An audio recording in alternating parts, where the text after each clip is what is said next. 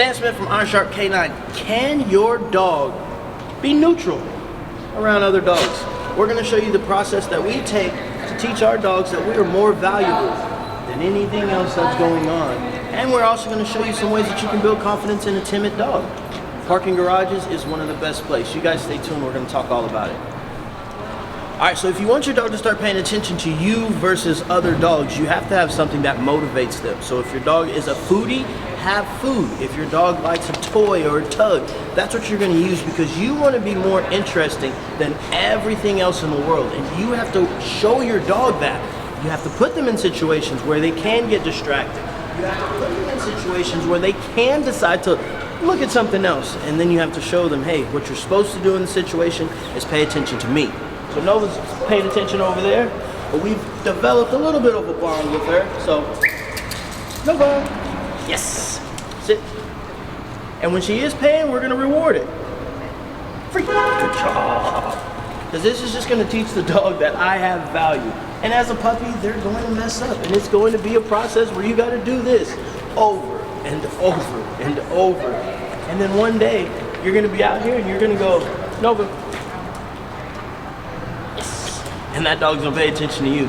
So again, we're getting all the other dogs out, letting them sniff around, get a little comfortable before we start asking them to work. So y'all stay tuned.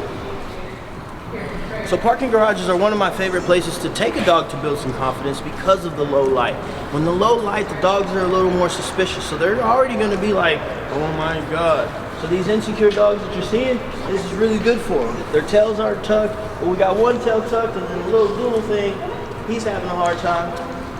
But this is a process. You just have to take them out and show them that nothing bad is going to happen whenever they get out in the world. Dogs take everything very literally. It's either good for me or it's going to kill me. And they're not going to take a chance because they want to survive. And all I'm doing here with Nova is I'm letting her know, even though there's other stuff going on, I got something that's worth her paying attention to.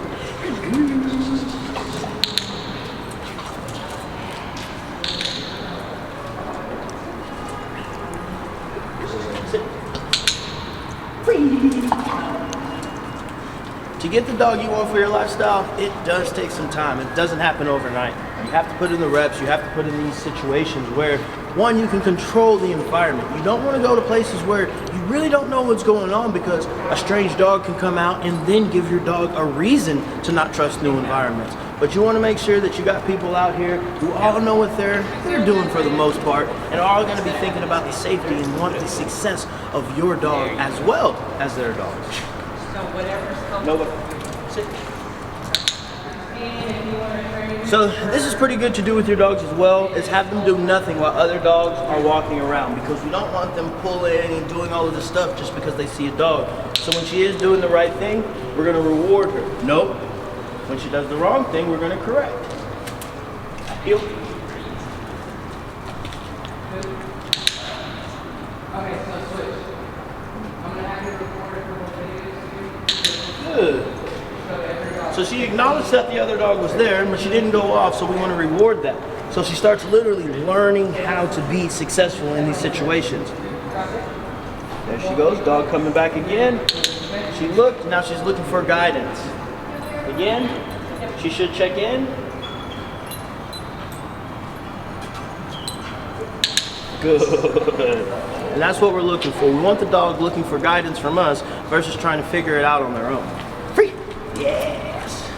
And when we are done and she can go off to sniff and even play with another dog, you want to give that release cue so the dog is waiting for direction.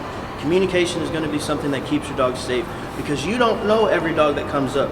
Your dog may be super social with other dogs, but that dog may not be.